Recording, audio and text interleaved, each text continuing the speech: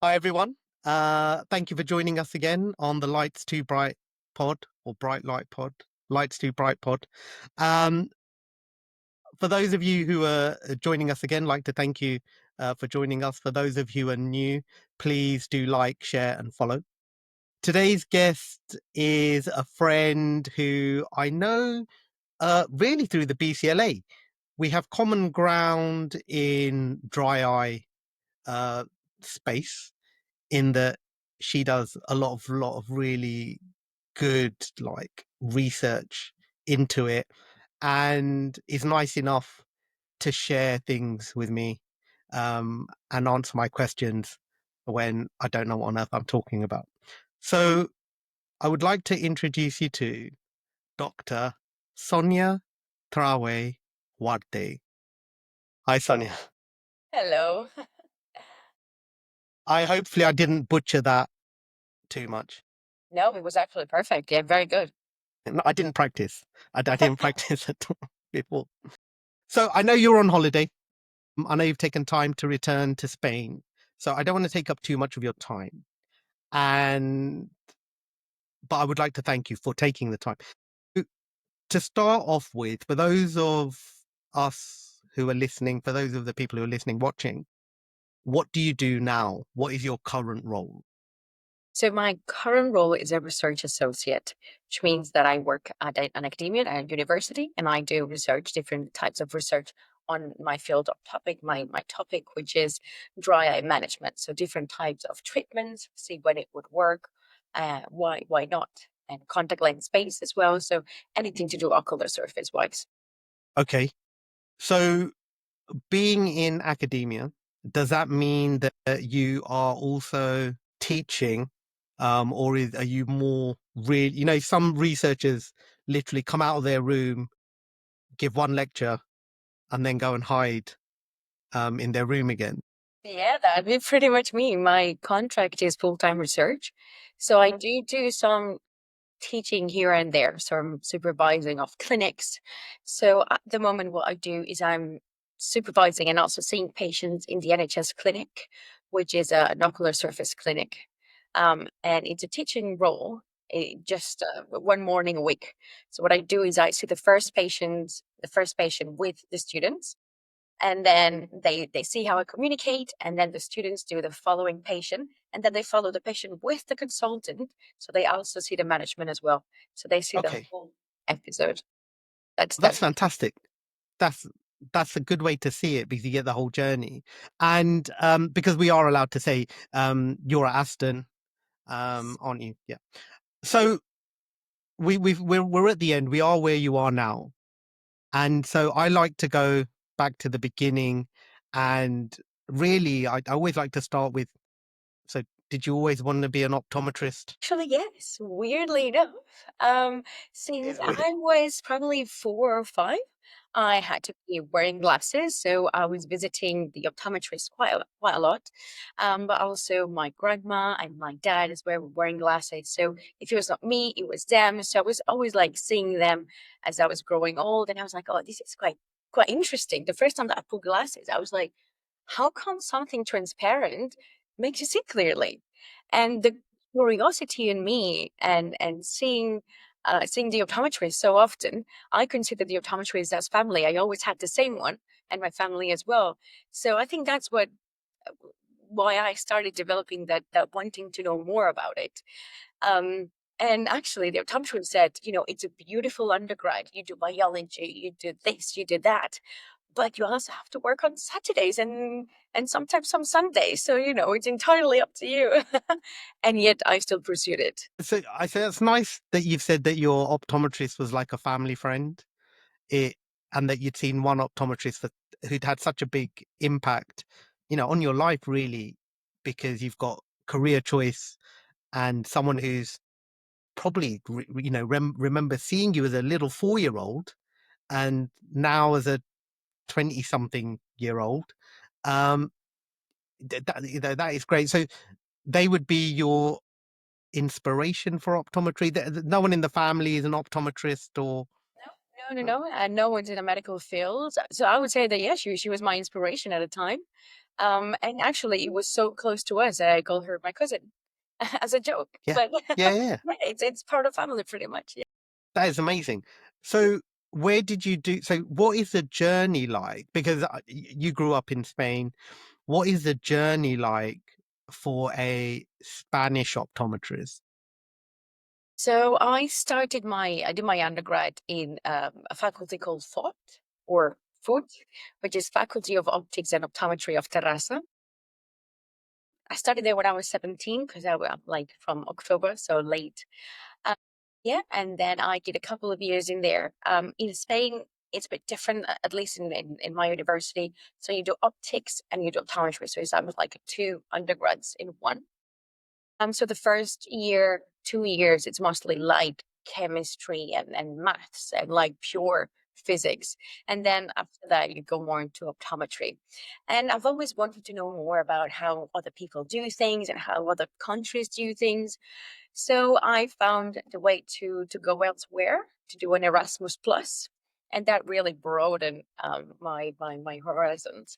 I contacted. I think I was in between Cardiff and Aston at the time, so I decided to go for Aston because they said at the time it was like one of the biggest ones with most students. So I said, you know what, let's go there.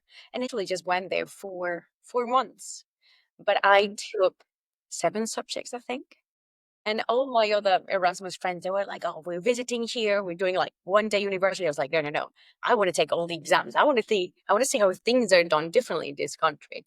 So I did subjects of second year, third year, and then at the end of that Erasmus Plus, I had two professors from Aston that said, "Oh, Sonia, do you want to do a PhD?" And I was like, I didn't even know what a PhD was at the time.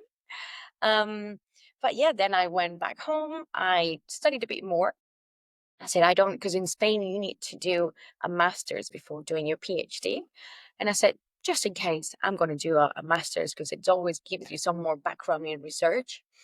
And so I did, also in the same university. And that was particularly on ocular surface and contact lenses.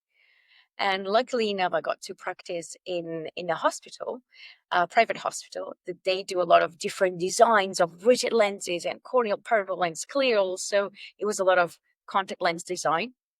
And my dissertation was designing an ortho-K lens for presbyopia, Okay. and it was so fun. I had some patients that 4 years down the line, they're still wearing those ones, and they were like, "Hey, no glasses." So they're, yeah, very happy. And after that, when I finished that, I got an email from one of those professors at Aston that said, "Oh, I've got this topic. Would you be interested?" And I said, "Hey, a professor contacting you saying if you Yeah, want to yeah. do a PhD on the topic that I love?" I said, "Absolutely." And that's how then I moved to the UK and pursued it. That was 2017. And I finished right after COVID, so 2021. Yeah. So that's amazing. I'm just gonna go back a little bit because I'm not even sure I know what the Erasmus Plus program is. And so I think it'd be interesting for anyone watching just to maybe understand that if you don't mind. Yeah, yeah. So the Erasmus Plus is a student mobility program. You can do. There's different names from it if you do it nationally within UK. If you want to go from Bradford to Anglia or Cardiff or whatever where you want to go, but the Erasmus one is going within either EU or EU area, and that's what I did at the time. So yeah, you can pick which terms you want, which subjects, so that they align where to the same subjects that you are in your undergrad. So, Okay. yep. And then you can have either some grant funding from your government, from your regional council. It really does depend. But yeah, I think it's really good to see how other people practice in other countries and regions. Well, that I agree. I agree with. I mean, I did my US qualification. I did my OD after I got just a bit bored working in the UK doing the same thing, and I'd always had an interest in oc disease, and I'd heard that if you go to the States, you can do a lot of oc disease. So that's what I did, and it was a real eye opener, no pun intended, Yeah, no, no, yeah. in terms of how optometry can practice and what we are able to do, you know, just above and beyond refraction, which I did a lot of. And I didn't particularly find it challenging at the time. So, but I get it. And I'm a big advocate now. If you get the opportunity to go abroad, either to live or study, and just get yourself into other people's cultures, it's it's really good. It's just kind of broaden. It's so good at like broadening your horizons. Absolutely. And I think also, I think it really makes you kind of appreciate your culture a little bit more. Not necessarily your culture, but where you come from. Yeah. Yeah. You kind of go, you know what? I miss the stuff we take for granted as a kid in Spain, in England, when you don't have it, when and the US is not exactly very different, same language Mhm. kind of stuff. And you go there and you think, oh, they don't do this. This is weird. Yeah. Why don't they do this? And Yeah. vice versa. Yeah, it's good because it really opens you up to different cultures, different ways of doing things. And I love learning about different people, different nationalities, different culture. And you do such a big growth without even realizing that even though for me it was 4 or 5 months, I went back and I'm like, it feels like things are still like nothing has changed. And I grow so much as a person that it feels like, well, from now on, I just want to keep doing this. I want to travel more. I want to meet more people. I want to study more. I want to learn more. Well, you're definitely traveling more as I follow your Instagram, Yeah. and you seem to be all over the place. It's amazing. So, did you have to do like the equivalent of a pre-reg? Is there anything like that in Spain, or do you qualify and then it's straight to patients? It depends. So Okay, when you a dissertation, at least when I did it, you can choose doing like a full-time dissertation, which is going to be like, almost like a year, or you can split it and do like half a year a dissertation and half a year clinical practice. And I said, well, I want those best of both worlds. I want to try and see what I enjoy the most. So that's what I did. And I fit my hours. And what I did is I worked at yet another private hospital, and it was they were doing lots of surgeries. Most it was mostly pediatric strabismus and surgery, and it was amazing. Like I learned so much about binocular vision that I almost went and did a PhD on that because it was so interesting. yeah. I I mean, my view on BV is until you find the element of it that you like, it's really hard. So I didn't really like BV until I realized how important it was to sport vision. And I like sport vision. So when you can find those overlapping elements, why, you know, and why certain tests and stuff are good for one thing, and you're like, oh, well, this is amazing. I understand this now because I can put it into context. I don't know what it's like at Aston. I mean, and I've been qualified significantly longer than you have. But when I did BV, I didn't get it. Like I got it, but I didn't get it. If that makes sense, I was Yeah, like, I have no real interest in pediatrics. I don't really want to see children. It's not really my thing. So it was one of those things you just kind of tick the box to get through that exam. And when I went to the States and I learned it again, I was just taught it in a different way. And I still didn't think, my God, wow, I want to do BB. But I was kind of like, okay, so it makes more sense now. And I think it's tough when you're a student. At 17, when you're making those decisions, it can be tough to appreciate because in isolation, it doesn't make much sense. But then when you mix it with everything else, it can be huge in terms of decision making and things absolutely. like that. Yeah. I think that for me, I've always liked kids. And when Okay. I tested kids, I feel like they were like straight to the point. You have some adults that they have 20/20 vision and they're like, yeah, but it's not clear. It's this. And the kid is like, that's a trait, or that's a broccoli. I've had that as well. Yeah. So it feels very genuine. You know what you're doing, and the results sometimes could even be clearer than what you have with an adult. The genuinity of kids. Yeah, it's nice to find your passion. So how have you then gone from kids to ocular surface disease? Which, I mean, we know there's more ocular surface disease issues now, with with dry eye and tablet use and stuff like that. But how have you got that? You know, that's you've gone from a young population to a predominantly old population, which, I mean, you know as well as I do now, that is now changing. Yes. There's now a bigger overlap as we understand more.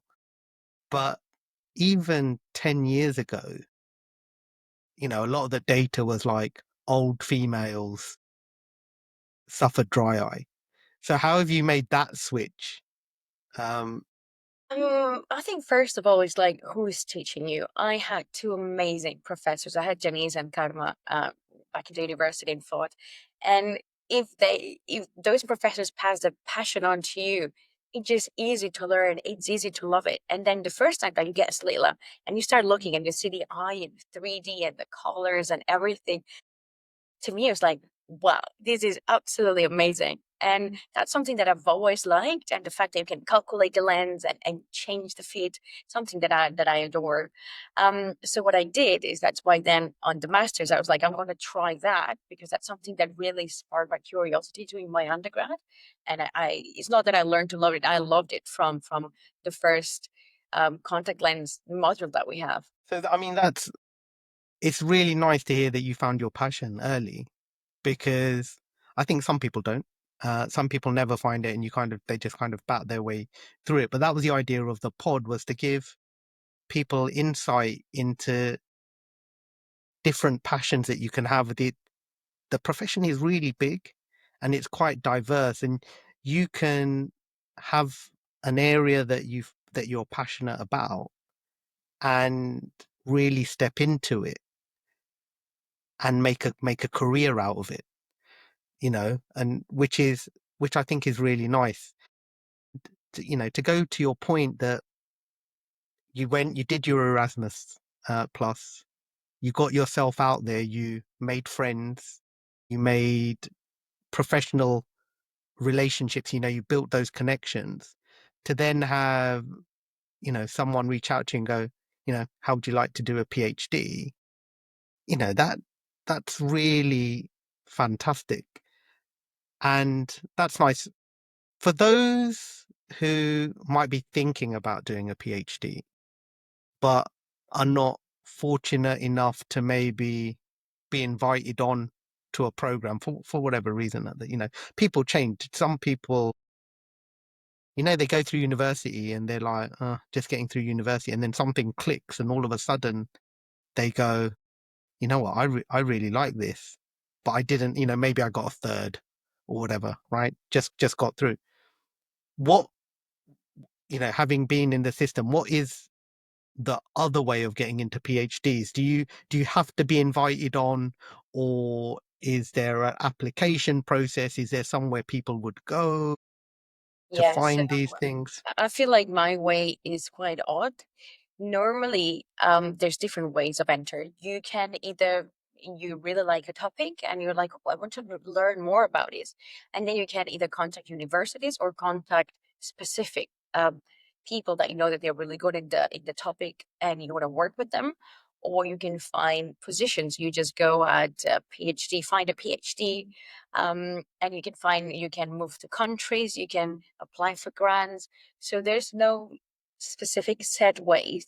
Obviously, you need to go through an interview process. I still had to go to an interview process. It's not, we're like you're going to get it. No, you really need to prep. You need to create a proposal. You need to understand what you want to do. But you've mentioned something that is quite interesting. I myself was not probably the best student as an undergrad, and I had some teachers reaching out to me later and saying, "Oh, Sonny, we didn't thought you were going to make it that far." And to me, it's not about grades. It's about being curious. So wanting to know more, but that is, I feel it's a personality trait. It's a way on how you approach life, not just studies. So it's that the wanting to know more. And another thing to mention is that PhD is completely different to an undergrad or a master's. A PhD, there's no classes, there's no exams. You just do you. You are, I don't want to say you're your own boss, but you control the time. You control how much effort you put in, how many patients you draw. It's all about your own work. The supervisor is just there to guide you, but they will not write for you, they'll not do things for you. So in the end is understanding, well, are you strong enough to hold 3 to 4 years if you do it full time, or maybe like double of that if you do it part time, to be able to do your clinical work, do your writing, do your reading, go to conferences? Are you strong enough? Because no one's going to pull you. You have to be there every day just doing this. Also, you need to keep your mental health. You need to work. You need to have a good diet. You need to go to sports. You need to be consistent in what you do. But specifically for your PhD, you need a lot of self discipline. Okay. And I feel like sometimes we might not have that, and we tend to leave things towards the end. So it's finding your own balance, and it's only you that can control that. So, not exams as an undergrad. You do have to defend your thesis at the end, which is quite a big deal. That one is. But yeah, it's completely different to anything that you've experienced before. That's why I say it's not like a certificate or a diploma or an undergrad. You read a lot, you write a lot, but no one's going to quiz you. And that's why associations and conferences such as PCLA, they're so important, because you get to talk to professionals, practitioners that they do things in the field that you do, and you get to then talk to them and be like, okay, so what I'm doing, it's all right because other people are doing it. So it's almost like, Yeah. okay, I understand. It makes sense. So very different, but very, very worth it. I think that's probably the first time someone's explained a PhD to me. So I've always thought I knew what a PhD was, right? But no one's explained it to me in that way. You've gone, well, you picked it, you got to do the work, and no one's going to be holding your hand or babysitting you through the process. It's up to you to do the work and get the balance, life balance, and all of that things in place. I do think about trying to do a PhD, and after what you've just told me, maybe I'm not cut out for a Well, I wasn't PhD. planning on that. I was just planning on raise awareness. Yeah, Sometimes, like myself, I just went into it because it felt like the right thing to do, and probably I didn't really know what I was getting myself into, but I loved it because I'm a curious person and I want to know more. So, but yeah, it's quite important that you pick the topic that you like and a supervisor that you like, and you have a good connection. That's key.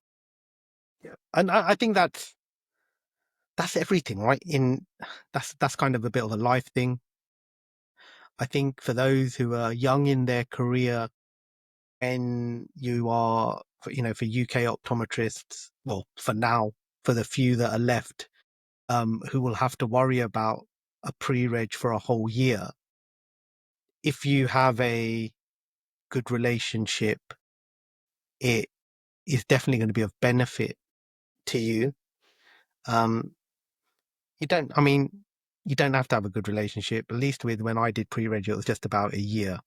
So I was lucky. I got on very well actually with my supervisors. But you hear horror stories of people just not getting on with their supervisors, and that turning into a tough year. So I get that. I get that being. Who was your CTIS supervisor? My PhD PhD. supervisor, Yeah. Professor James Wilson. So yeah, it doesn't get much nicer than James, really. It Yeah, just I've been okay. lucky. It's also about knowing how to work and how to communicate, and how to keep that work balance. So he's a person that works a lot and get things done. So that's what I learned, and that's the person that I want to become. Like, I have my ideas. I want to get the things done. I get them done. Next thing. Yeah. Oh, fantastic. That's nice.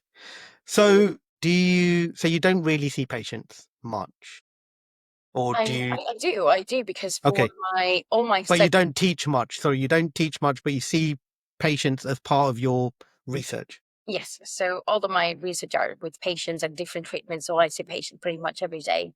It's just that out of research, I only do the NHS clinic, but I still see patients. Yeah. Okay. And is your research at Aston also, or do you work out of other sites? No, at the moment it's just Aston. Yes. Yep. And you are a expert in corneal confocal microscopy.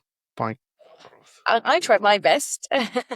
We do have I one. don't I don't know anyone else who does. Well, actually, there's Scott does it at Moorfields, who I know. Mm. Um, but apart from Scott, I don't know anyone else who does it. There's quite some across the UK, but some of them are used mostly for research and not that much for clinical practice.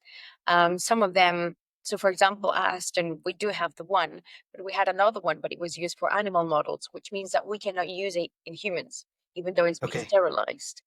So I know that there's, yes, in Moorfields, there's, I believe in Mech, I think, Newcastle as well. So there's some scattered around, but the use, if we use it for research or we use it clinically, that's a different story. It depends on those patients that need that specifically. yeah. And do you find that you've got a good balance between the studying and the patient side, or would you rather be more one than the other? My current role is quite odd because it's not always like I have patients in the morning, then I study in the afternoon or I read. I might have 3 months back to back with patients and no time to read or write, and then 6 months of just crunching data sitting in front of my computer. Yeah, So it's different, and that's what I like. There's always something new. There's a new treatment, or there's a new study, or there's something sparking my curiosity. fantastic. I am curious, but I'm lazy, and so I like to know new things, but I make lots of friends who can summarize them Yeah, in, that's a different way in, to do it, in, but then that's not bad. into bite-sized stuff. Or I will now I do like to stick things into Chat GPT and say, please summarize this for me, Chat GPT, into a bite-sized Yeah, I interest. like doing that as well, but I have to say sometimes I had some answers that they're not completely correct. Yeah. So I don't fully trust it.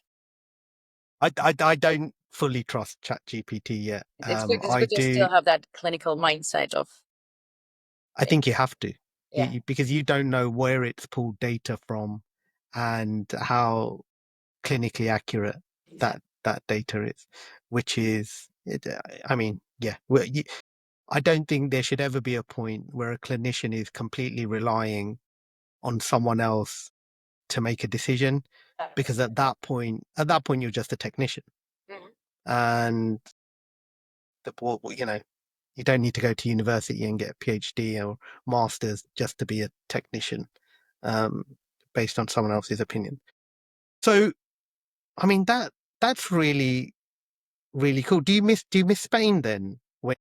Because you know, of everywhere you end up in Birmingham, so probably the most non-Spain like, yeah, no, most non-Spain like place in England.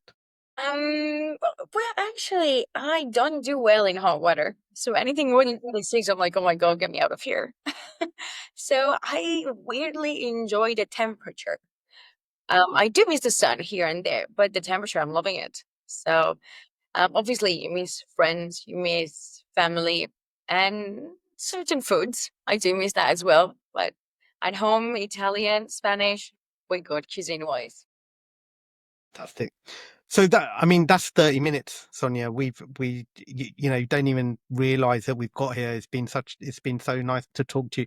I do like to leave with one question that I ask everyone, and that would be, if you had to give someone some career advice, and it doesn't have to be optometry based, it can be anything, to be honest.